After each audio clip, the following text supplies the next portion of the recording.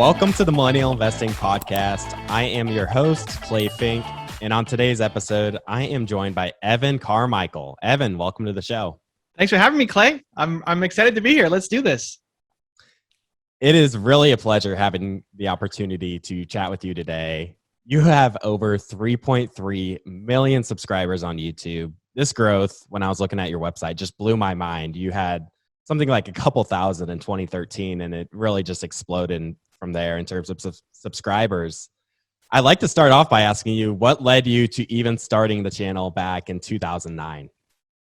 What a question, because when I saw you, I wanted to ask you, why did you start this podcast? Because I'm curious about your backstory, but I mean, I could probably find that at another time. But I think your purpose comes from your pain. So I think whatever you struggled the most with as a human is what you want to help other people with.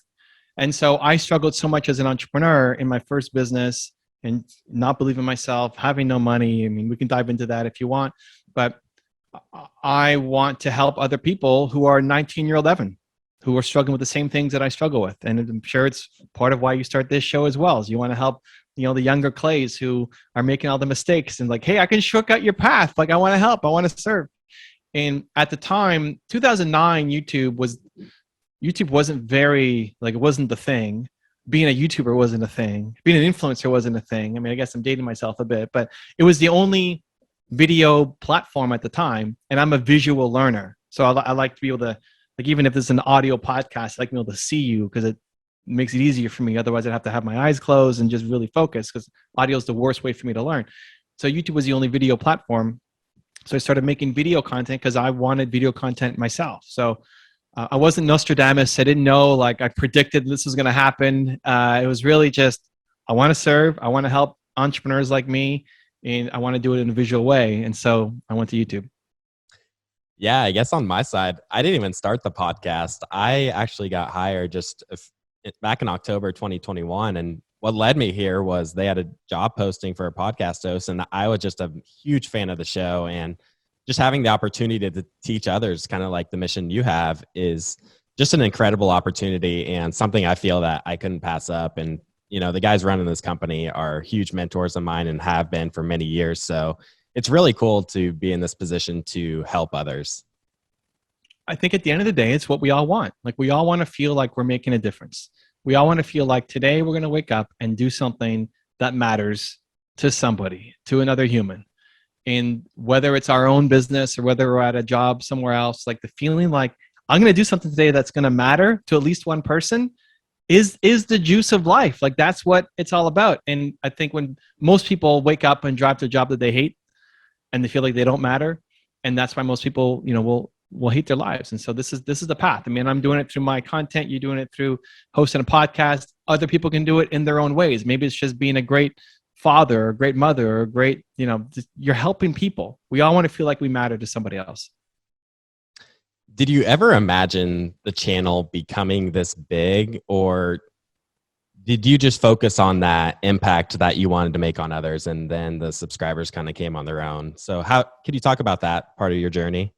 Yeah, in the early days, I think similar to investing, it's compounding, right? Like in the early days, like, how am I making, like, I'm not making any money. I put money in. How did I only earn $100 off of that? But if you let it keep growing and keep compounding, all of a sudden, oh my gosh, I have $1 million in my account, or, whatever it is. In the early days, again, Clay, YouTube was not a thing. So I had no even concept. I wasn't smart enough to predict it. And nobody else was doing it. So there's no model to say, okay, I'm going to do it like he did or she did. It was really just, how can I get some stories out there and try to help some entrepreneurs? Along the way, it became more real and seeing more people do it. And especially in education, right? YouTube also, as it started to take off, was not an education platform. There were no long form interviews and podcasts and education on YouTube. That wasn't a thing.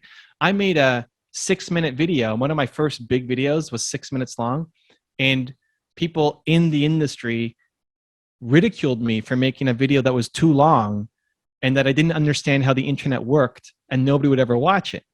6 minutes long. And I was like, you got Rogan going for 3 hours. It's crazy, the stuff. So, but it's more, YouTube has evolved into, yes, it sells entertainment. I mean, it's for everybody now, but there's a lot of people go to YouTube to learn. It's like the number one place people will go to learn. They're not going to their library to learn. They're going to YouTube and typing, how do I X?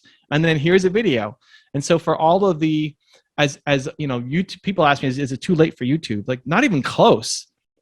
Inside education, thought leadership, I'm not an expert on slime videos or any of that kind of stuff, but inside podcasting education is so much more, because as an education platform, it's still pretty new and there's so much demand and still pretty thin supply. Mm-hmm. Now, Millennial Investing is a part of the Investors Podcast Network, which was started by Preston Pysh and Stig Brodersen back in 2014. You know, they were on a similar path as you. They just wanted to talk about this stuff and, you know, shoot it out to others. They weren't like trying to make a business out of it or anything. And their first show was called We Study Billionaires, which seems to fall pretty well in line with what you're doing with your channel, with how you're studying the best of the best.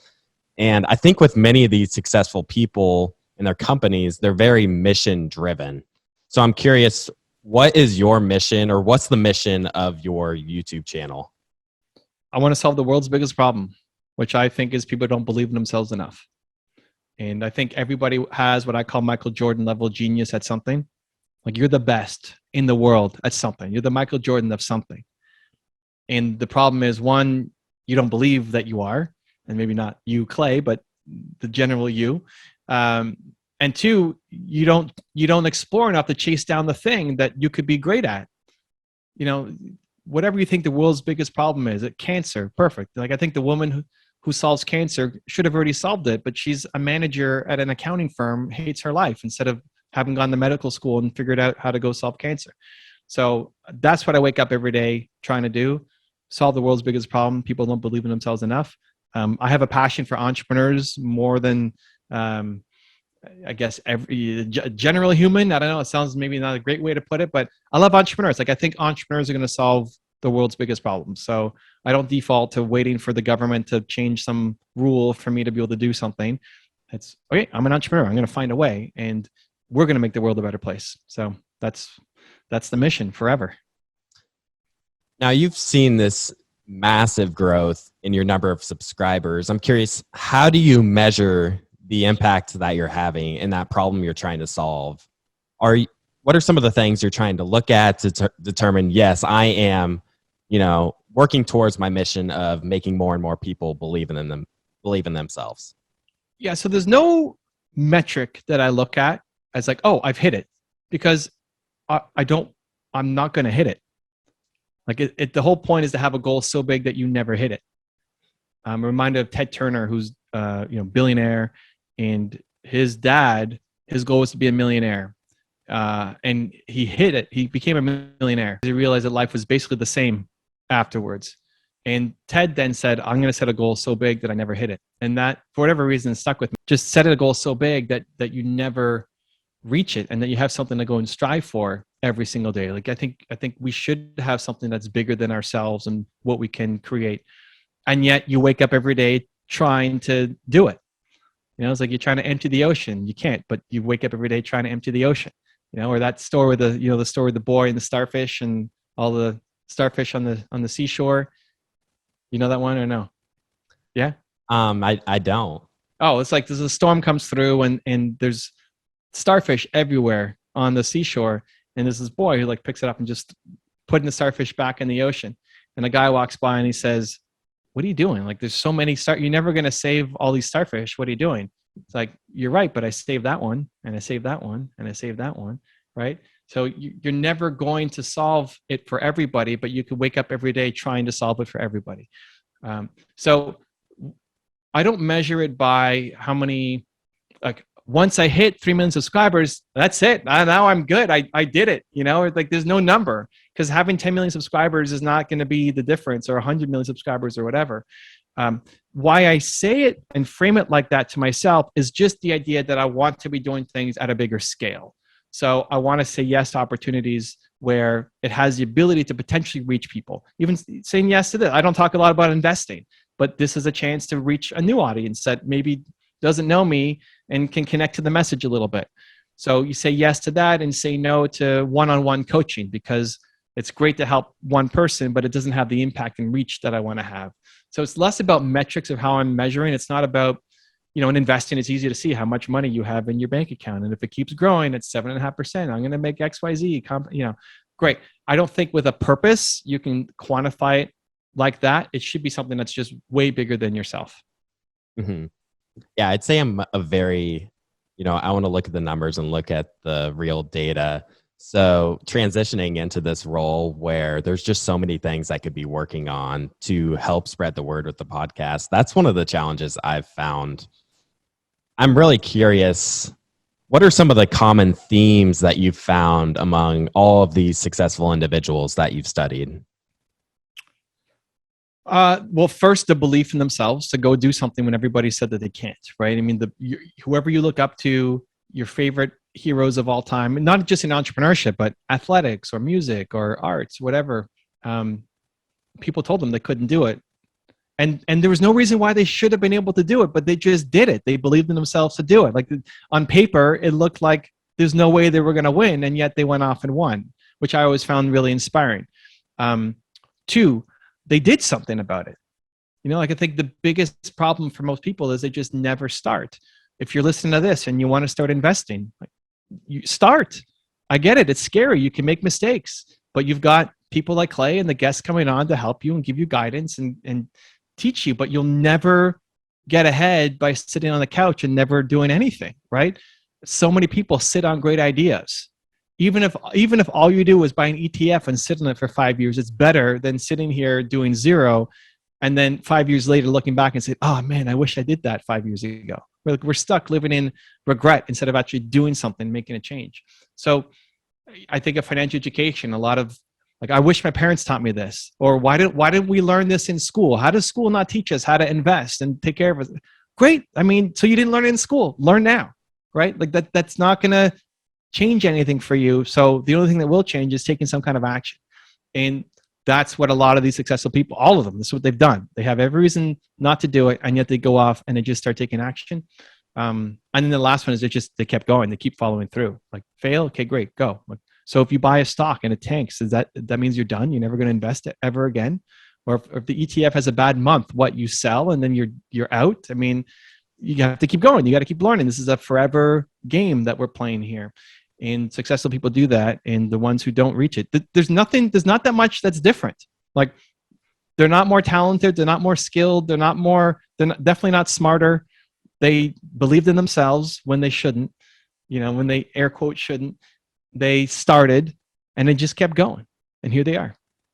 Yeah, that's one thing I've kind of realized with many entrepreneurs. They don't seem to be the smartest, the A students. A lot of them just have this almost irrational self-belief. And that's what's allowed them to really achieve what they have. They don't let failure stop them. They literally don't stop until they really don't stop, but they don't let failure stop them from pursuing what they really want in life. And I think that's why the mission becomes important. Like, why are you doing what you're doing? It's got to be something that in the face of constant failure, you're still going to get up and keep going because you love the thing so much. I think there's also a generational gap where you used to have to kind of be a little crazy to be an entrepreneur. So historically, the entrepreneurs were the C, D, F students because they couldn't get a job somewhere else and they had no other option basically except go start your own business. Now a lot of smart people coming out with straight A's, like, I want to start a business. I don't want to go work for a company. It's cool to be an entrepreneur, which is amazing. I love it because I think entrepreneurs will solve all the big problems. So I think, if you look historically, a lot of the leaders might have been really bad students, but I think now there's a lot of really super smart, bright people too who are winning. But it doesn't mean that they're any smarter or more special than you. They started and they kept going. When I think about your YouTube channel, and maybe your typical person is working like a 40-hour work week or a 9-to-5 job, and they have other things going on in life, I think being successful on YouTube with how much it's developed, like so many of these YouTube channels, just seem so professional. They seem so well organized. Their content is so good. I think it's much more difficult now than it used to be in terms of YouTube, especially with how much competition there is. I'm not sure what your thoughts are on YouTube in general or just your typical person starting their own channel. I think there's a ton of white space. I think there's tons of opportunity right now. I focus again mostly on thought leadership education. So I'll caveat that if you want to start a new slime channel or something, I don't know. Maybe it's impossible. Although I just in general don't like. I think there's always room for quality. I think if you look at any industry, most businesses are way more developed than YouTube. Like if you want to get into home insurance or you're going to get into selling cars or like what's your alternative that you're going to get into that is less competitive, right? So I think there's tons of white space, but especially in education on YouTube, you go look it up. Like if you're talking about investing, right? This is themed investing show. Perfect. Go to YouTube, type in the topic that you care deeply about or you're an expert at, see what shows up. First off, there won't be that many people. It's not that many channels talking about investing. And two, then watch the videos and how many of them are really elite level people sharing content? Not that much, right? Like it's still very white space open, lots of room. And so if you really know what you're talking about, like if you don't know what you're talking about, okay, then it becomes a journey, right? If somebody's watching and wants to share their journey of becoming, for you, like if you're not an entrepreneur, but you work at a company and you're on your journey to become an entrepreneur, or you're on your journey in investing and you're on your journey to become the world's greatest podcast host, right? You're not going to say you are yet, but I'm on my journey. You could document the journey. Show me you and how you prep for interviews and who you're bringing on and how nervous you are and how you find the questions and how it went after and all of the stuff that takes people inside the world. Who's doing that? Nobody. I don't know. I haven't seen anything, right? You'd be the only one doing it. There's pretty white space. But if you were an expert on investing or you know, the hosts of the founders of the channel, they probably know a lot more than what a lot of the people are posting on. So there's a giant white space. So inside of thought leadership and education, people overthink the production because you think you have to have this fancy camera or microphone and studio setup and all that. It's not about production quality. It's about quality of thought. Can you teach me something? Am I going to learn something new from you that I can't learn somewhere else, that I'm not getting from my textbooks, I'm not getting from my teachers, I'm not getting from any other place? And in almost every industry, I've worked with thought leaders across all sorts of different industries. There's always room for quality at the top. Always, always, always, always. So I think it's still super brand new. Like I think if you got in when I got in, it was just way too early. Why most people quit. There's been channels that I've helped grow and they started before me. It's like, you were on before me, but they only have 10,000 subscribers because they quit because it was, you had to be stupid to be making content because nobody was watching it. So yeah, I think it's a huge, huge, huge opportunity right now. Yeah, I actually agree. And I think that the podcasting space is, you know, somewhat similar to the YouTube space where there are a number of channels on there, but the quality ones are what end up moving up to the top. And it doesn't have to be these giant megacorps that end up producing this content that have all these resources. It can, but never is. I mean, not doesn't have to be. Who? Right. Which giant megacorp has a successful podcast? Mm-hmm. Like they have to go hire, they ever buy out Joe Rogan to have him come in because corporate content sucks. Mm-hmm. Like where is Bank of America with their podcast? It's garbage. I mean, if they even have one, right? They need to buy out Clay and say, hey, we're launching our own division here. Let's go. I'd like to ask you, you know, back to kind of your content, what have been some of the favorite individuals you've studied or maybe individuals you've continually revisited over the years? That's interesting. I think I've learned from everybody that I profiled. Otherwise I wouldn't have it on. I think it's a lot easier to just put on entertainment content, or if I did the 10 stupidest things Kanye West, who's on the wall behind me, right? If I did like the 10 stupidest things Kanye West has done, that would blow up. That would actually do better than my 10 rules for success from Kanye West, because people would love to see that. I just don't want to put that out. Like that's not helpful for me. So a lot of it is a reflection of what do I want to learn most right now and how much content is out there. So I I love learning from Kanye. He was the first top 10 that we did. There's not a lot of great new content out that I can kind of leverage or use. I love learning from Steve Jobs, but there is no new content, coming out from Steve Jobs. I also love learning from Tony Robbins, who was a guest on my show on the weekend, and Gary Vee and Tom Bilyeu, and a lot of these people who now I only studied, years ago, and now I can text them, which is pretty cool. Like you start to build up your name, I guess. I mean, it's been 13 years or whatever now in the industry. So it's been a great privilege to study these people and then be able to call at least some of them your friends. I'm not texting Tony Robbins, but I can text Tom Bilyeu and Brendan Burchard and some of those guys. So, yeah. Now, when I look at your website, I see all of these things going on. You've wrote a number of books. You post YouTube videos every single day, a number of them. I'm curious, as someone that's been on this journey for many years and you've done many, many things, and it feels like you have a lot of stuff going on, what does your typical day look like? I struggled a lot with this, Clay, and my solution, which thankfully we came to, was I do different things on different days. Not only am I doing a lot of things, which is great and fulfilling. I think as entrepreneurs, we like having a lot on our plate. We don't just do one thing. And I have 37 people on my team. So that also helps me get a lot done, that it's not just me doing everything. Otherwise it wouldn't happen. Different things on different days. I struggle with switching between different tasks. And I mean, everybody struggles with it, but I think I extra struggle with it. So for me to go from doing a live stream to writing my book to figuring out investment strategies to whatever, is just too much switching costs. So I do different days, different things. So we're recording this on a Thursday. Thursday is my public facing day. Just before this, I was going live on my YouTube channel. That's how you said in the pre-show. Hey, I was just watching you live on the YouTube channel. Like, great, I was there. Now I'm here. I'm going to do something else later. I had a bunch of stuff before. And it's the same energy.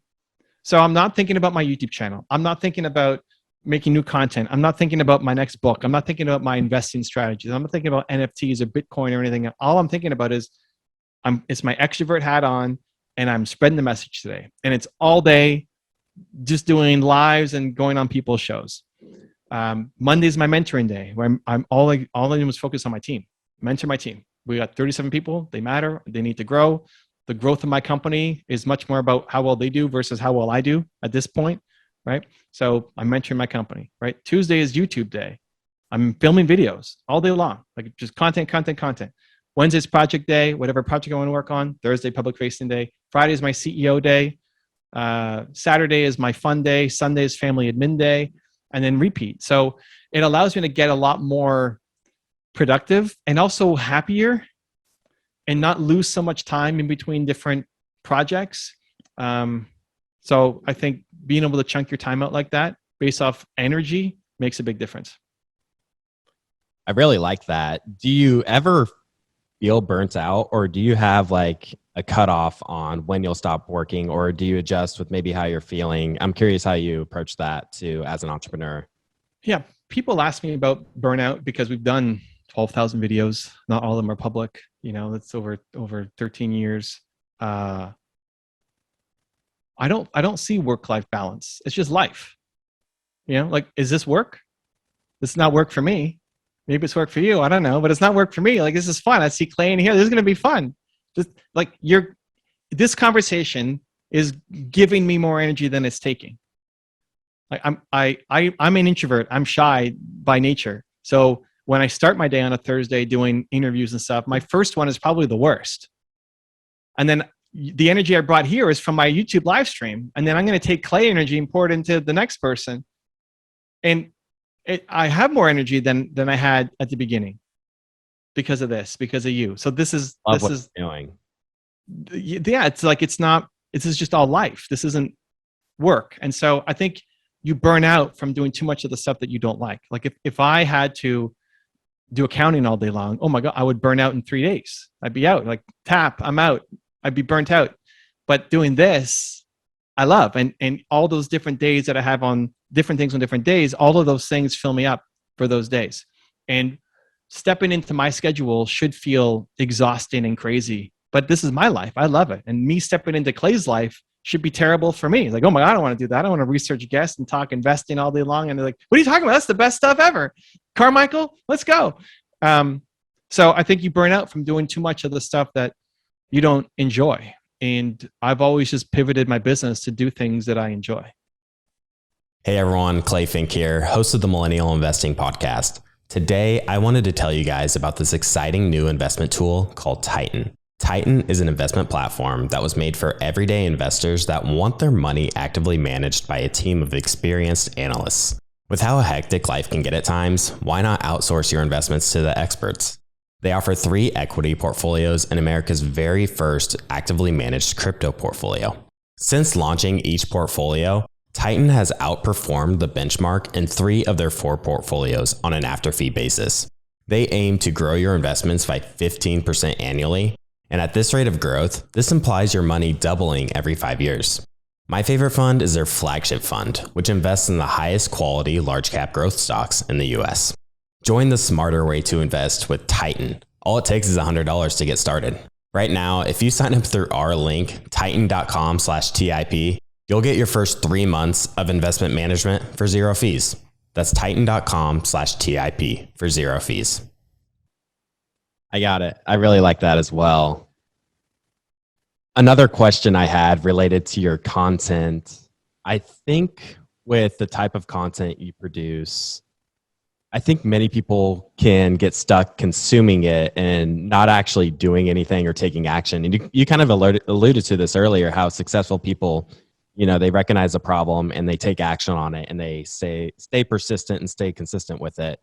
What advice do you have for people that, are, just kind of feel stuck and are really just consuming information and not really doing anything about it? One, recognize yourself for even having that awareness. That's awesome. That's a great place to know where you're stuck. Most people feel stuck and have no idea why. So to know that you're just watching content and you're not doing anything about it is already great awareness, right? So instead of beating yourself up for it, I'm like pat myself on the back. Hey, congratulations. Figuring out what your blind spot is the hardest part of the game. So you've already done it. 2, whenever you catch yourself thinking like that, now what's the action we can go off and take? So you're thinking like that. You're still likely going to think about it and not ever catch it. But when you do catch it, what are you going to do? You got to go do something. So the fact that you've caught it right now means what's an idea that you've got? What's something that you want to do, whether it's entrepreneurship or YouTube or investing or whatever? What is the thing? And then using that as leverage to go off and actually create the thing that's in your mind. And then 3, I would say the more that you build, the more that you stay in it, like you will naturally get pulled towards it. It's just a question of timing. So if somebody is listening to Clay, how many episodes have you done, Clay? I myself, I've done, probably something like 20 or 30. And how often does the show come out? For me, it's twice a week. Then we have a real estate show. It's once a week as well. Cool. So if you listen to Clay twice a week and you're just listening, you're passive and you're like folding your laundry or mowing the lawn or something, you got something going on in the background. But if you're listening every week, twice a week, it may not be the pace that you want, but Clay will pull you towards doing something. You will get to the point where you get so frustrated that you haven't done anything, or for whatever reason, even though you've heard Clay say the same thing 48 times before, the 49th, the way he said it just hit you, and now you're ready to go off and do it. So don't judge yourself so harshly. Like I think we're way too hard on ourselves, and we should be our own worst critic, but we're not enough of our own cheerleader as well. So you can't be harder because you don't cheer yourself on enough. So even if you've caught that you're stuck, amazing. If you keep listening to Clay or keep listening to me or keep watching my videos or whatever the thing is that you're stuck consuming, it will eventually pull you to where you need to go. It's just, are you happy with that timeline? And if not, then you can make it faster. On the YouTube live we did just before, people were like, how are you so knowledgeable? Like, well, I've consumed a whole bunch of content. I watch my own stuff. and we use it. And every time Clay brings on a guest, he learns something that maybe makes him a little smarter to ask a different question to the next guest. Or maybe he applies something to his life or his investing. Same thing for you guys. You're listening, you're watching, you pick up a strategy or an idea from one of the guests and you go do something with it. So don't feel like a failure and feel like you suck, that you're only listening and you're only watching, never do anything with it. You're on the path and you're ahead of most people. It may not be fast enough for you, and you can ramp up that timeline if you really want to. It's doable, but you're still on the path and walking a journey. And Clay will take you to the promised land if you keep listening. I love the super positive attitude you bring in literally every single one of your videos. It's really a part of your brand that I really like. I mean, it's not a brand, right? It's like it's me. And this is one of the things I struggled the most with where did Believe come from? Believe is my brand. Well, it came from me not liking the tagline on my website. And I thought, oh, my tagline sucks. I need to fix my tagline. This is terrible. And the more I looked at it, the more I realized, oh, it's not even the tagline that my business is all about. It's me that I'm bringing to my business. So then it becomes, well, who am I that I'm then bringing to my company? And that's where Believe came from. And I hope I'm congruent. If ever I show up on a podcast and it's like, hey, man, you were pretty negative. Like, oh man, really? I didn't mean to be. I wonder what I was drinking or who I was talking to before or something. Because my intention, at least, I may not always live up to it, but the intention is to spread more belief in every opportunity that I can. I took a look at your book, Built to Serve, as well, which you released, I believe, last year. And you're a big believer in finding your purpose and living that out. What would you tell someone that knows they aren't where they want to be in life, but they really aren't sure what their purpose is? And, somebody out on the internet like Evan Carmichael is telling them to start living out their purpose. Well, you're never where you want to be in life. I mean, that's good. I'm not where I want to be. Clay's not where he wants to be. We always want to have something that we're shooting towards. There's a great phrase. I forget who said it, but there's a saying that's beyond the mountain is more mountains. And I really like it, because we think about climbing to get to the top of a mountain, but the goal is not to get to the top of the mountain. The goal is to climb forever, because there's always something that we're learning. No matter how much you know about investing, there's always something new that you can learn about investing. And that's the juice of life, right? If you feel like you've already accomplished, like if you've hit a goal and you don't know where you're going next, you're now going into depression. We want to always feel like we're growing and learning and getting better and improving and taking the next step up. So if you feel like you're not where you want to be, congratulations, you're human. That's good. Like everybody wants that. If you felt totally comfortable and never growing, you'd end up completely hating your life. Humans need growth. Hopefully you don't think I'm yelling at you to go find your purpose. If you feel like you're capable of more and you're struggling to figure out what your purpose is, then understand again that your purpose comes from your pain. Like whatever you think back to the lowest moment in your life when you felt the most worthless as a human being, whatever that was. It doesn't mean you were suicidal or something, but when did you feel the lowest? And you've got out of it. You've done things, right? Like right now, your life is an impossibility. If you look at your life, Clay, what you're doing right now, you're on this guest, you're interviewing guests on this podcast. You think about Clay 5 years ago, it's like, this is impossible what you're doing now. It's like, there's no way you're going to be here. There's no way this is going to be happening for you. And yet you've done it. You're an impossibility to younger you.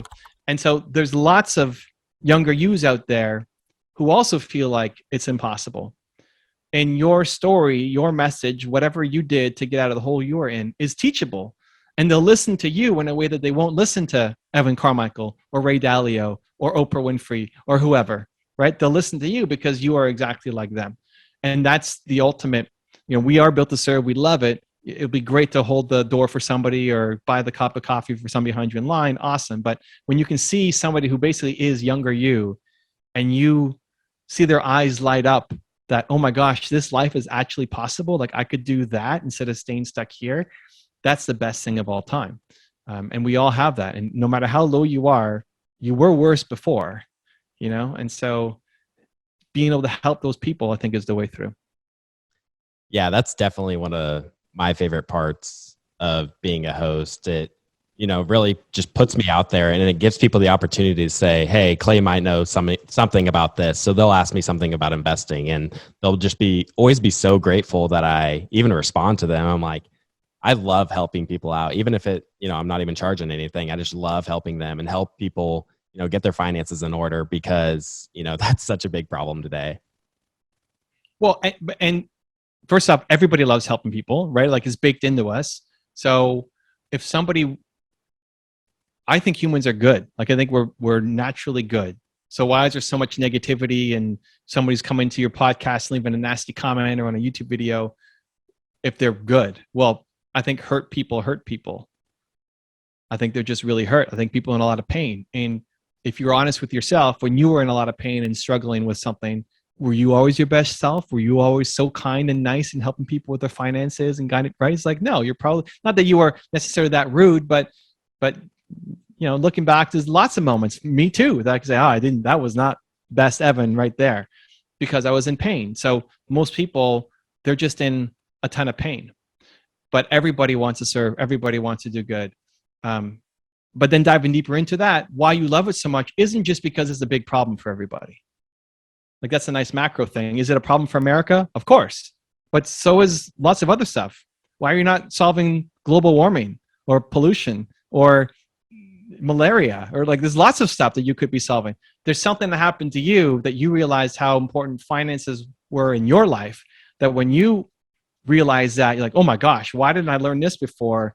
How come we didn't learn this in school? This is crazy. I can do this, right? It's like, I need to go tell the world about this stuff, right? So yes, it's a big problem, but it's a problem that's meaningful and personal to you. And we all have something similar. Like I love investing. I bought my first stock at 12 or 13. I thought I wanted to be an investment banker and stockbroker and all this stuff. Realized it wasn't the path for me. So, but I know enough about the world. But that's not my passion, like financial education. My passion is helping entrepreneurs believe in themselves more. And so when you figure out like that thing that's personal to you, there's so many great causes, but Clay does not care about saving the chimpanzees as much as he does about teaching financial education. That's great. There's nothing wrong with that, right? Like we all have our own thing that we should care about. That's funny you mentioned that you enjoyed learning about investing earlier on in life. I went back and watched one of your Warren Buffett videos. Okay.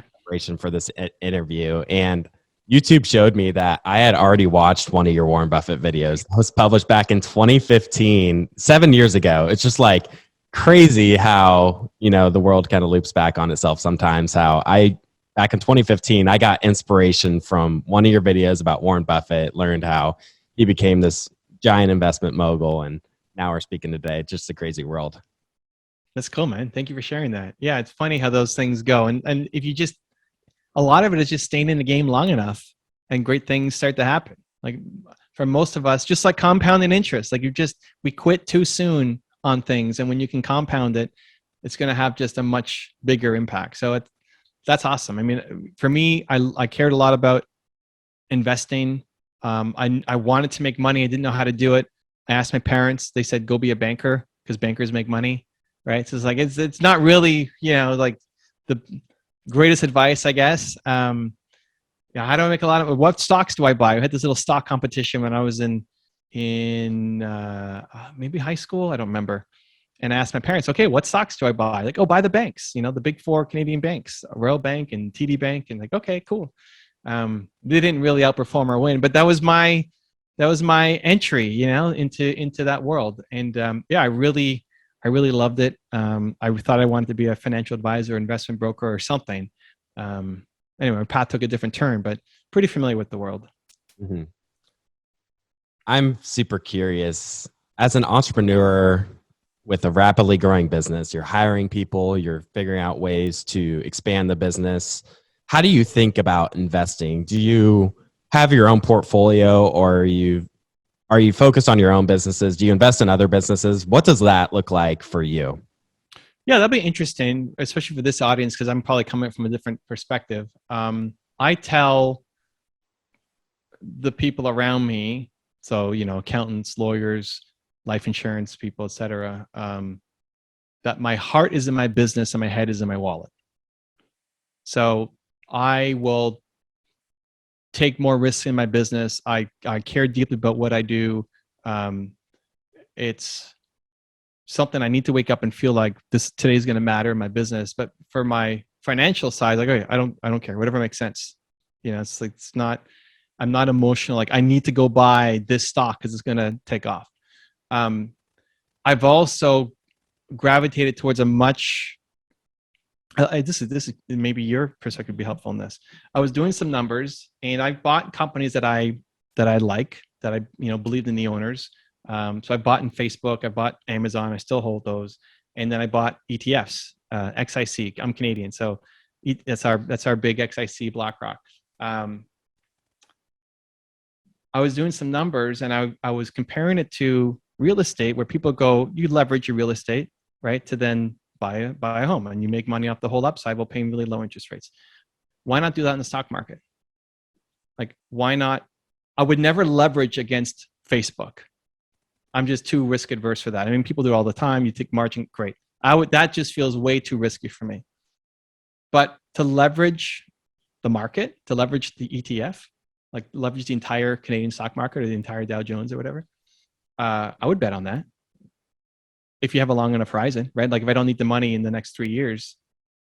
So I'm actually shifting my strategy to sell out of every individual stock, because I think I'll make more money leveraging the index than I will whatever upside Facebook or Amazon gives me with zero risk. Over a 5-year period, what's the risk, right? 10-year period, 15, there's zero risk. It's going to go up. And then unless it's just completely different compared to historical numbers, right? And a lot of the financial advisors are like, well, that's way too risky to go into debt. Like, but we do it all the time for real estate. Mm-hmm. I think why not do it for the market? That many people who lever up against their portfolio, have the potential of being margin called. I think the difference is no one's going to margin call on your home as long as you're making your payments. Sure, but you can account for that. Like, don't go up against the max. I don't know what the limits are in the US. We have 70%. It's probably higher for you guys in how much you can go. But so if I do 40%. Mm-hmm. So essentially you just hedge against and ensure that you're not going to get margin called. But for me to ever get a margin call, you could design it so that the market would have to drop 20% a year for 3 years in a row to ever get a margin call, which has never happened, right? You can design it for that. Why not? It feels like, I'm a risk adverse guy. My head is in my wallet. That feels like the safest thing of all time and just smart. Mm-hmm. If interest rates are low enough, right? I mean, if the interest payments are higher, then that's a different story. If interest rates go up, but in our current environment, anyway, so these are the conversations that I'm having. I'm looking at I'm about to do a major life insurance policy. I want to take out the money to then invest into ETFs and then leverage against ETFs. Mm-hmm. So there aren't any trends that you're looking at. You aren't investing in like Google to get behind the YouTube trend or anything else. No, not enough. I mean, I would bet on the person. Historically, it's bet on the person. You may not love Jeff Bezos or Mark Zuckerberg, but I would bet on them, and I would bet on them more than I would bet on a company. People ask me about Tesla and Elon Musk. Like, he's done super well. I would not bet on Elon Musk. As an entrepreneur, I would. In my money, I wouldn't. I think it's too, and he's done super well, so he's proven me wrong. But too much of a loose cannon for me to put my significant, put any significant worth into that. But I think it's actually much less risky with a much higher upside. Apart if you're going like penny stocks or something, then you're massive speculation, or NFTs or something. I don't know how much you get into that side of things on this show, but I think it's actually much less risky with similar or more upside to just leverage the market than to unleverage, to like not leverage, go after individual stocks. Mm-hmm. I think Warren Buffett would be shaking his head right now. I love the conversation. Like, I haven't like, show me the calculations. You can design a portfolio where you never get a margin call, assume minus 20% in the markets for 3 years in a row. Assume that, which has never happened, right? I mean, at least in Canada, it's never happened. great. You can design your portfolio that X percent on margin, you would never get a margin call. Mm-hmm. So where's the risk? So you mentioned Versus buying a single stock, like Facebook, which I own, or Meta, that then tanks in one day, or Zuck dies or something, and the whole thing goes away, right? I mean, those are real risks. yeah. So Yeah. I'd love to know. I hate debt, dude. I have zero debt. Like I guess like real estate debt, but in my business, zero debt. So I don't like this strategy. It makes me anxious, but I don't understand the risk. I see zero risk. Yeah. I get where you're coming from for sure. I mean, especially with the higher inflation we have, if inflation persists, then that is a definitely winning scenario, assuming inflation doesn't end up hurting the stock market. Well, and if you take out a loan to buy more of the index as an investment to an investment company, you can write off the interest. You're getting tax deductions too to do it. So you said the quote, your heart's in your business, but your head's in your wallet. What do you mean by the head in your wallet piece? Does that mean you're just, maximizing the amount of dollars that you have, maximizing the returns you can get, or what do you mean by that? Yeah, basically, it's like I'm safe with my investments, which then my accountants always say, well, why are you taking on? Why would you want to go into debt? Because it's safe. This just makes sense. You're going to make a lot more money doing it, and the market's never dropped 20% a year for 3 years, right?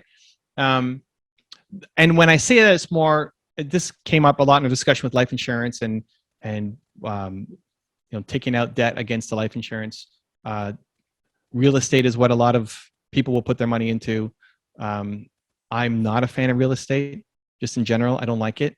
But if there are if it makes sense, I'll do it. Like, show me how it's better. From all in, right? Like, I don't want to manage it. I don't want to have to pick a property. I don't want to manage it. I don't want to find tenants. I don't want to do any work, right? Because if I buy the index, I'm doing zero work. So I want it to be as hands off as just buying an index. And I don't care about liquidity because I'm going to hold forever, right? Buy, borrow, die. Mm-hmm. So just hold forever and then borrow against it. So I don't care about liquidity. That's a knock against real estate, right? You can't get out of the house as easily as you can just sell the index. Fine. But if somebody came and showed me, and I put this to my financial team too, like, show me if real estate is better. And even though I personally am not a fan, I would much rather own XIC. I'd much rather own the index. I'd much rather own Amazon. Like, it's a much better story than I just own the Bourne ETF and I leverage it and there it goes, right? But I don't need to get my excitement from the stock market. I don't get my purpose from my investments. And to be able to say that I backed this company and I knew, like, no, I get enough of that in my company. Like, that's what I do day to day. So the bank stuff, the wallet stuff, the investment stuff, it has to work. Mm-hmm. I want to know what Warren Buffett would say about my leverage the index. Yeah, I'll have to look in deeper into that one. I am curious. You've been running the channel now for, call it, 13 years. What's next for Evan Carmichael? I'm here on this show, man. Let's do it. This is what's next. This is what's happening. I don't have a like 3-year plan or 10-year plan. I think if you have a 10-year plan for yourself, you're thinking small. I think from a financial side, you might be able to, right? Like, for the numbers and that side, and say, okay, if I save X amount and keep investing and compound, historically it's going to be around this. Like, I think that's smart financial planning. But again, that's like head stuff, where your life is heart stuff, where if you, Clay, tried to design your life 5 years ago, you wouldn't have said you'd be here.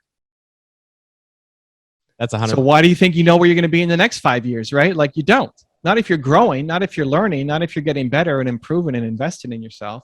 And so it's not that it's wrong to have a 5-year plan. Just, you have to be willing to jump off. Like, if I'm making my life insurance deal, that's until I'm 100, right? I'm planning, that's crazy. I'm not thinking until I'm 100, but you can, and it makes sense, and it's logical and practical, and you should. But your life is heart. Like, you need to be doing work that you enjoy and you love and is purposeful and is filling you, and you feel meaningful every day. Like, seeing numbers go up in your bank account will not give you meaning every day. So that's what you can't plan for. So if you what's next for Evan Carmichael? If you said on the investment side, okay, well, here I got my life insurance. We're going to hopefully leverage the market. Clay is going to tell me why Warren Buffett thinks it's a dumb idea, and I might adjust. Great. That's the plan.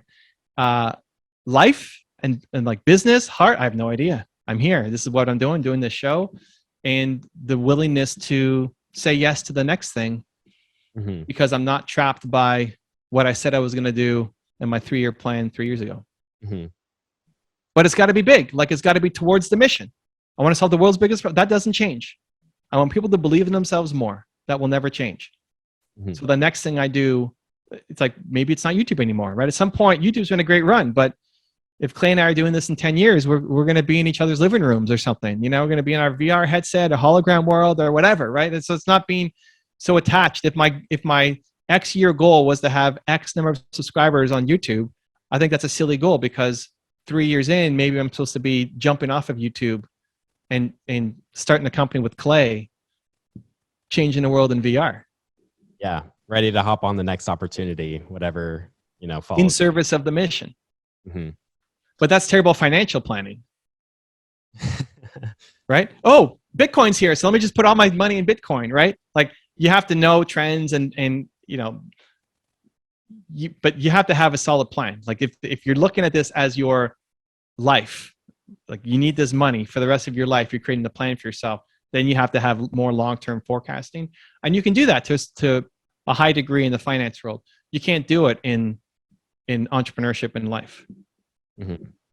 Yeah, I really like that. You have to be adaptive to your environment and, be willing to change. The world's changing as fast as it ever has, really. Do you guys go into ETF? Sorry, not ETFs. You guys go into Bitcoin and NFTs and all that stuff, or not?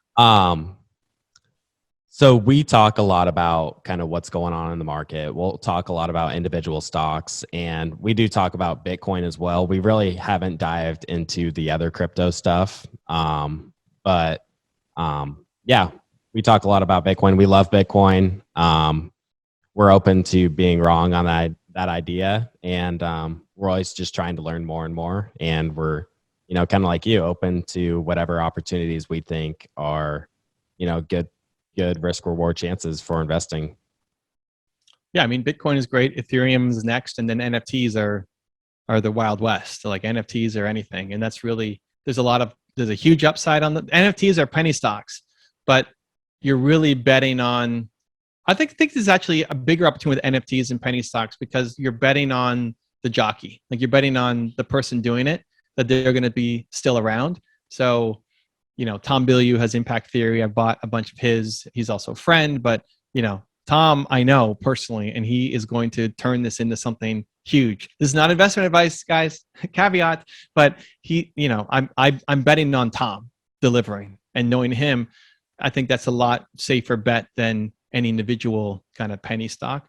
But yeah, as a percentage of portfolio, or if you really care about learning or you want to invest in those, I would be wary of just going all in on NFTs, especially now when there's a dark cloud coming.